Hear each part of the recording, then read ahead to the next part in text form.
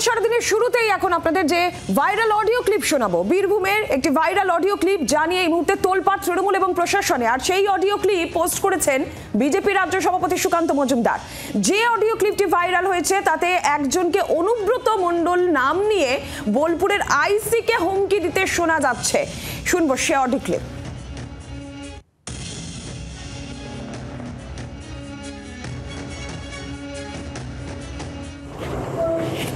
Hello, হ্যাঁ বলুন। তোর পশু ডেপুটেশন নিয়ে তোর বাংলো বলতে যাব, তোকে বার করে নিয়ে আসবো। বল বল বল বল বল বল বল বল। হ্যালো, আপনি কি বলছেন? আমি অনুব্রত মণ্ডল বলছি। তোর বউ দারুণ দেখতে, আমাকে যে নিয়ে এসছে এটা। তুই ফোনে রেকর্ড করছিস, আমি সব জানি। না না, পশু যখন ডেপুটেশন দেবে না, তোকে কোয়ার্টার থেকে মারতে মারতে নিয়ে আস। 13,000 বোলপুরের লোক হয়েছে না, 12,000 লোক হয়েছে না বোলপুরে, প্রচুর লোক। আপনি আপনি আপনি একজন দায়িত্বপ্রাপ্ত লোক, আপনি এভাবে কথা বলছেন? এই কাজলের গু খায়, তাই না? আমরা কারোর লোক নই, আপনি ভুল ভাবছেন।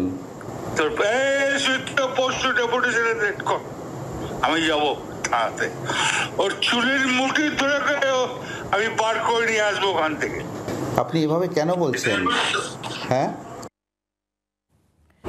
আমরা কথা বলবো এই বিষয়ে। সরাসরি আমাদের প্রতিনিধি প্রবীর চক্রবর্তী রয়েছেন আমাদের সঙ্গে। প্রবীর, এই সেই ভাইরাল অডিও ক্লিপ যেখানে অনুব্রত মণ্ডলকে নাম নিয়ে বোলপুরের আইসিকে হুমকি দিতে শোনা যাচ্ছে, আর এরই পাশাপাশি কাজল শেখের নামও কিন্তু উঠে আসছে এই ভাইরাল অডিও ক্লিপে। সব যেটা প্রথমেই জানতে চাবো, এই অডিও ক্লিপ নিয়ে তৃণমূল কংগ্রেসের এই মুহূর্তে তাহলে কি অবস্থান, তাদের কি বক্তব্য উঠে আসছে? দেখো, তৃণমূল কংগ্রেস এখনো কিন্তু এই বিষয়ে কিছু বলছে না, যেহেতু অডিওটি ইতিমধ্যে প্রকাশ করেছেন বিজেপি রাজ্য সভাপতি সুকান্ত মজুমদার।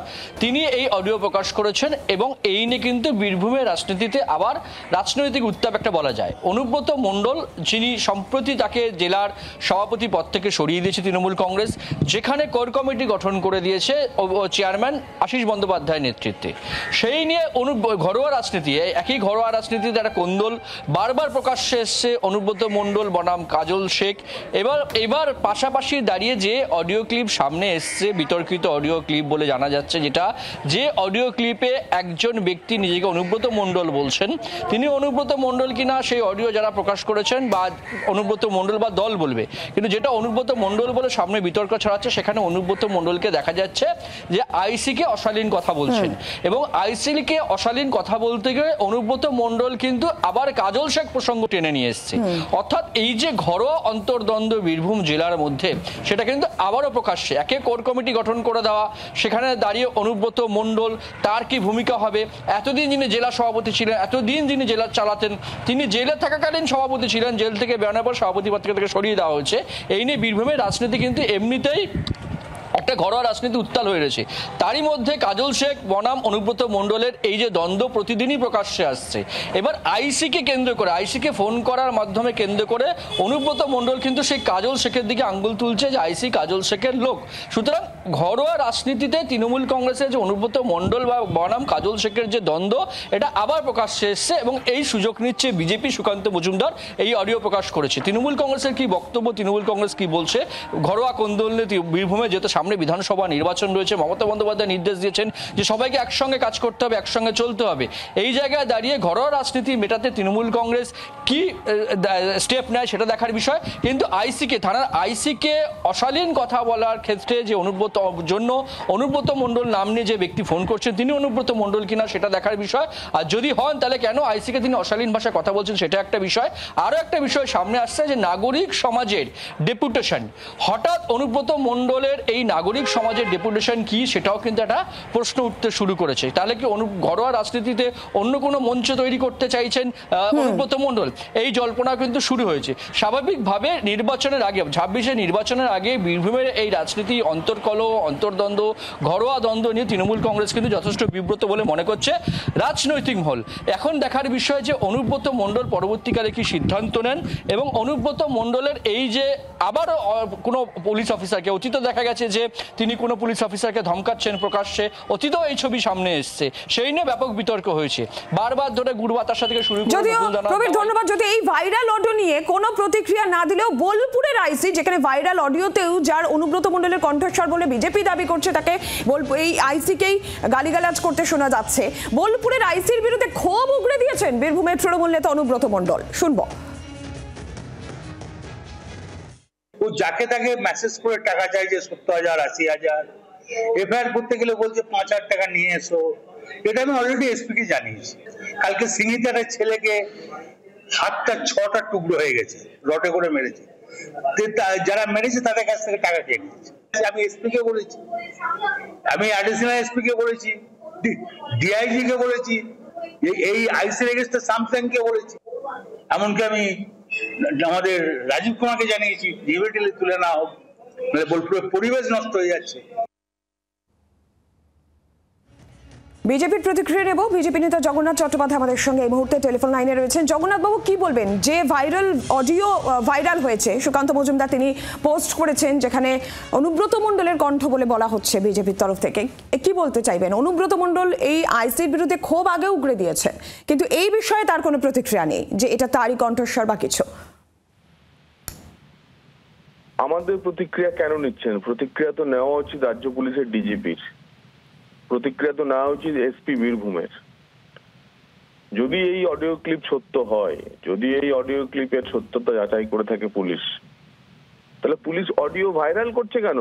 পুলিশ তো এফআইআর করে সংশ্লিষ্ট ব্যক্তিকে গ্রেপ্তার করবে, সেটাই তো পুলিশের কাজ।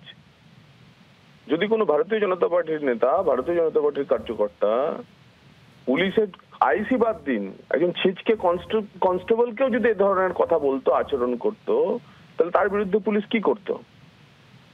তো পুলিশের ক্লিবতার একটি সর্বোচ্চ স্তর, সর্বোচ্চ নিদর্শন আমরা দেখলাম। এর আগে আমরা পুলিশকে টেবিলের তলায় আশ্রয় নিতে দেখেছি, এখন পুলিশ অডিও ভাইরাল করছে।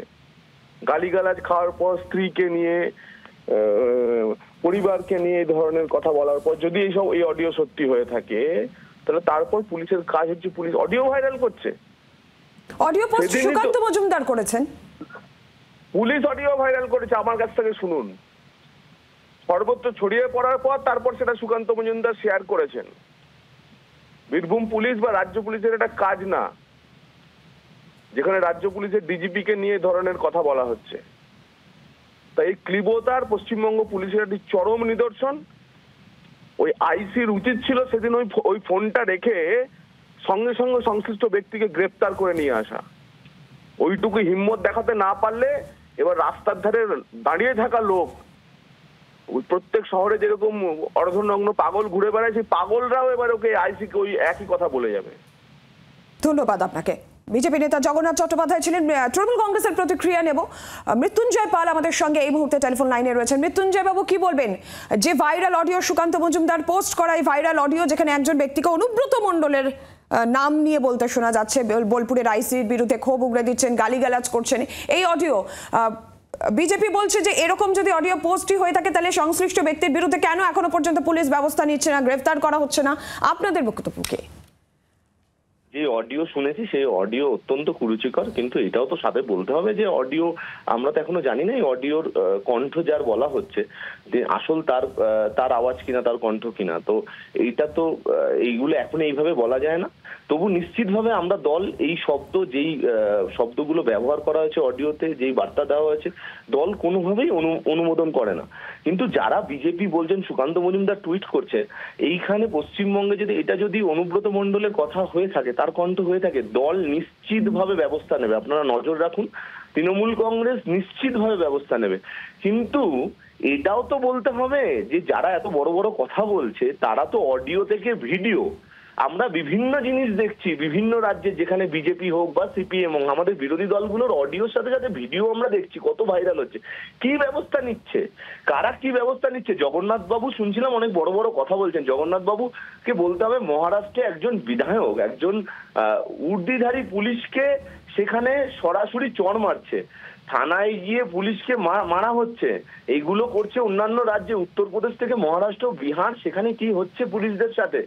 তাদের বড় বড় বক্তব্য শুনবো না, তারা আগে ব্যবস্থা নেই।